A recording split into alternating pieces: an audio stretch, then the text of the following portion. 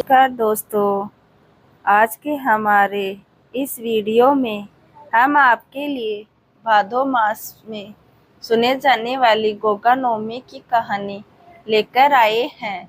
भादो मास की कृष्ण पक्ष की नवमी को गोगा नवमी का पर्व मनाया जाता है, जिसको गोगा नवमी, जाहर नवमी आदि नामों से जाना जाता है। गोगा नवमी पर जाहर वीर गोगा जी की पूजा अर्चना की जाती है। लोक मान्यता के अनुसार गोगा जी की पूजा करने से सांपों का भय नहीं रहता। गोगा जी सर्प दंश अपने आपके जीवन की रक्षा करते हैं। जहरवीर गोगा जी राजस्थान के लोक देवता माने जाते हैं। साथ ही सांपों के देवता मानकर उनकी पूजा की जाती है। श्रावणी पूर्णिमा से लेकर गोगा नवमी तक पूरे 9 दिनों तक गोगा जी की पूजा अर्चना की जाती है। जाहरवीर गोगा जी के भक्त गोगा नवमी का त्योहार पूर्ण श्रद्धा और प्रेम से मनाते हैं। गोगा नवमी पर घरों में गोगा जी की पूजा की जाती है। यज्ञ वेद बनवाकर हवन किया जाता है।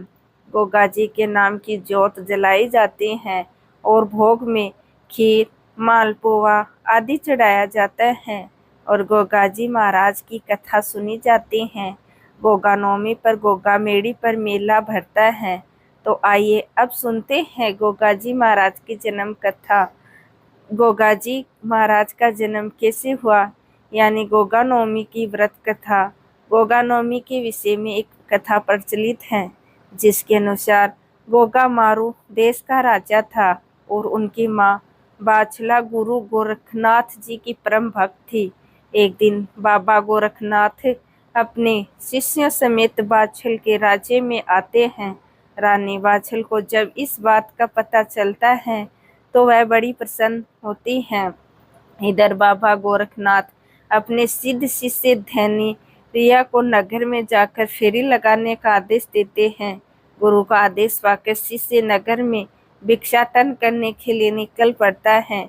भिक्षा मांगते हुए राजमहल में जा पहुंचता है तो रानी योगी को बहुत सारा धन प्रदान करती हैं, लेकिन वह शिष्य यह सब धन लेने से मना कर देता है और कहता है कि थोड़ा सा अनाज चाहिए। रानी अपने अहंकार वश उससे कहती है कि राजमहल के गोदामों में तो अनाज का भंडार लगा हुआ है, तुम इस अनाज को किस में ले जाना चाहोगे। तो योगी शिष्य अपना भिक्षा पात्र आगे बढ़ा देता है। आश्चर्यजनक रूप से ही राजमहल के सारे गोदामों का अनाज उसके भिक्षा पात्र में समा जाता है और राज्य के सारे गोदाम खाली हो जाते हैं, किंतु योगी का पात्र भरता ही नहीं। तब रानी उन योगी जन की शक्ति के समक्ष नतमस्तक हो जाती है और उनसे क्षमा याचना की गुहार लगाती है। रानी योगी के समक्ष अपने कोई संतान न होने का दुख बताती है। वह शिष्य योगी रानी को अपने गुरु से मिलने को कहता है, जिससे उसे पुत्र प्राप्ति का वरदान प्राप्त हो सके। यह बात सुनकर रानी अगली सुबह जब गुरु गोरखनाथ के आश्रय में गोगा मेड़ी जाने को तैयार होती है, तभी उसकी बहन काछल वहां पहुंचकर उसका सारा भेद ले लेती है और गुरु गोरखनाथ के पास पहले पहुंचकर उससे दोनों फल ग्रहण कर लेती है। परंतु जब रानी बाछल गुरु गोरखनाथ के पास फल लेने के लिए जाती है तो गुरु सारा भेद जान जाते हैं, पर पुनः गुरु गोरखनाथ रानी बाछल को एक गूगल नाम का फल प्रसाद के रूप में प्रदान करते हैं और आशीर्वाद देते हैं कि उसका पुत्र वीर और नागों को वश में करने वाला तथा सिद्धों का शिरोमणि होगा। इस प्रकार रानी बाछल को पुत्र रतन की प्राप्ति होती है। गूगल फल के नाम से उस बालक का नाम गोगा जी रखा जाता है। गोगा नवमी का पर्व बड़े ही श्रद्धा और विश्वास के साथ मनाया जाता है। गोगा नवमी पर 8 दिन तक मनाया जाता है और 9वें दिन गोगा नवमी को गोगा जी के मंदिर में पूजा अर्चना की जाती है और प्रसाद के रूप में रोट और चावल का आटा चढ़ाते हैं। भक्त लोग कथा का श्रवण करते हैं और नाग देवता की पूजा अर्चना करते हैं। गोगा नवमी की ऐसी मान्यता है कि पूजा स्थल की मिट्टी को घर पर रखने से सर्व भय से मुक्ति मिलती है। इस अवसर पर बाबा जावी गोगा जी के भक्त अपने घरों में इष्ट देव की वेदी बनाकर अखंड ज्योत जागरण कराते हैं और गोगा देव जी के शौर्य गाथा और जन्म कथा सुनते हैं। कहा जाता है कि श्री गोगा जी महाराज सभी मनोकामनाएं पूर्ण करते हैं। आज नवमी तिथि के दिन बहुत से घरों में जाहिर वीर की ज्योत कथा के नाम से भी जाना जाता है। इस दिन भक्त घरों में जाहिर वीर की पूजा और हवन के साथ ही खीर और पोहे का भोग लगाते हैं। लोग अपनी मनोकामनाओं की पूर्ति के लिए भी पूजा करते हैं। कई स्थानों पर इस दिन मेले लगते हैं और शोभा यात्रा निकलती है।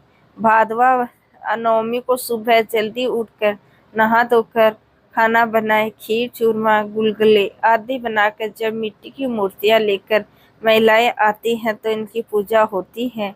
रोली चावल से टिक्का कर बनी हुई रसोई का भोग लगाए गोगाजी को घोड़े के आगे दाल रखी जाती हैं और कहीं कहीं रक्षाबंधन की राखी खोलकर इन्हें चढ़ाई जाती हैं। कहा जाता है कि रक्षाबंधन के दिन बहनें अपने भाइयों को जो राखी बांधती हैं वह गोगा नवमी के दिन खोलकर गोगा देव महाराज को चढ़ाई जाती हैं। कई जगह तो गोगा जी की घोड़े पर चढ़ी हुई वीर मूर्ति होती है और कई जगह गोगा जी की मिट्टी की मूर्ति बनाई जाती है।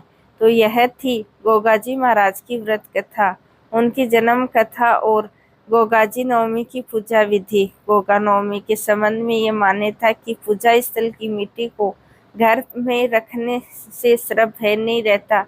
ऐसा माना जाता है कि वीर गोगा जी महाराज जाहिर वीर महाराज अपने भक्तों की समस्त मनोकामनाएं पूर्ण करते हैं।